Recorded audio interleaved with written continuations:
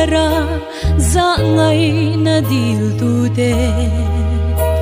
chan cha kin na thi I o angai tha enge I soi chin le sual wanga mual pho lo thona wanga hum him I dil chinem a chan sering su juda khathir mai ro sim na tilo pian thar atok lo ve cross theng lo vanun chan ten chan dam an lo si lo swal halo mual pho lao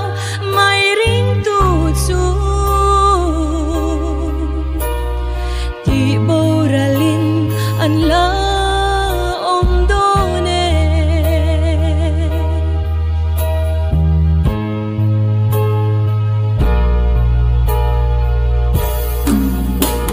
I tuar na zong le I lungai na te Krista wang ani em I ti sa du than na shuai na wanga lungai em ni ini I boy na sin fel pui tu ra tan sau I swa I du chinem an di chuan len pui atan adu che sim na telo pian thar atok lo ve cross hang lo vanun chan ten chan dam an mu si lo swal halo mual pho lao mai ring tu chu ti boralin an la om do ne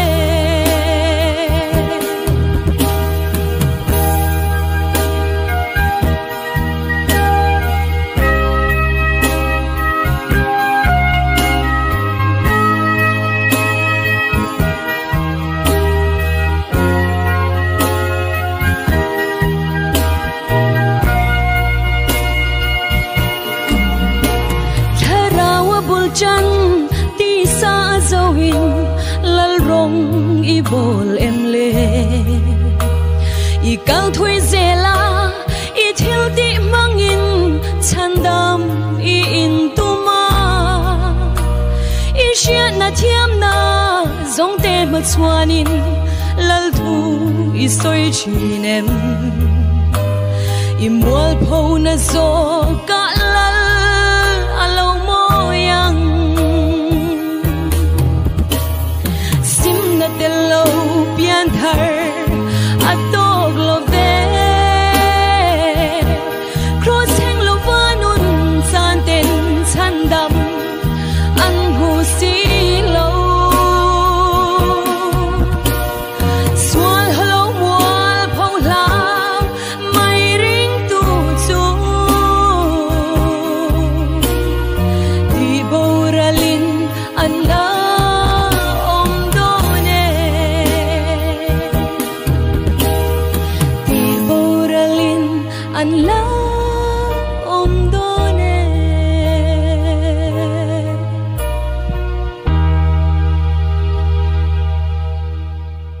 lalpanan pang nalamal som rose